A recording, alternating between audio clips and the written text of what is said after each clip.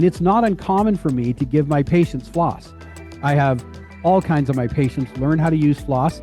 It's a very safe tool to integrate into a practice or integrate into a treatment plan.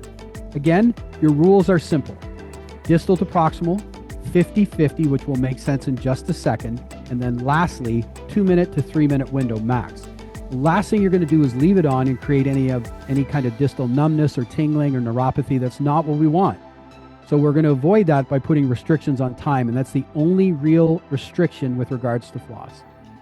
Okay, so I'm going to start mid-foot and I'm going to take it and I'm going to anchor the band.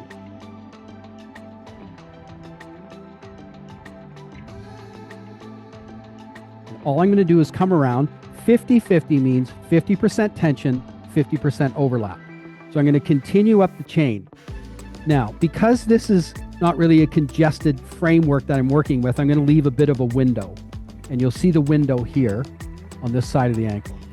The reality is if I had a very congested acute presentation, there was swelling, there was a restriction in motion, I'm going to use carefully, I'm going to use the floss band, but I'm going to close the window. So I want to close the window around the ankle.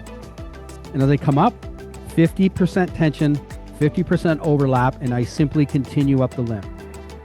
And again, warn your patient that it's not going to be super comfortable because it is kind of a weird feeling. I love bands because I do a lot of joint mobilization in my practice. So I can just create, and I've got great capture.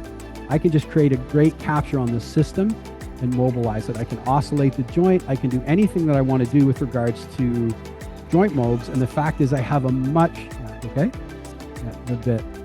So I really have the ability to capture tissue and capture that joint complex. And so when I do joint mobs, I usually use a floss band.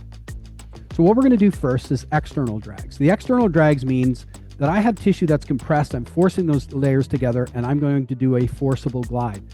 And so I'm going to create vectors of pull and shear in every direction. And everyone says, which direction? And the answer to the question is every direction.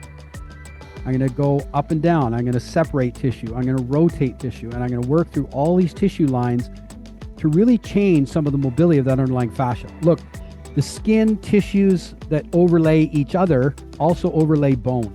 The fact is skin and the fascial tissue has to glide over each other, glide over bone. And the minute that we lose any of that intrinsic motion, movement's impaired. So we're going to move through those motions, external glide. Now we're going to do an internal glide, meaning she's going to move. So as she moves, I'm forcing those tissues to glide over each other, and you're going to do it on your own, just actively. Dorsiflex, plantar flex. It's a weird feeling, I know. It's not even that tight because I didn't put it as tight. Okay, and then I can do this. I can start to assist those ranges of motion.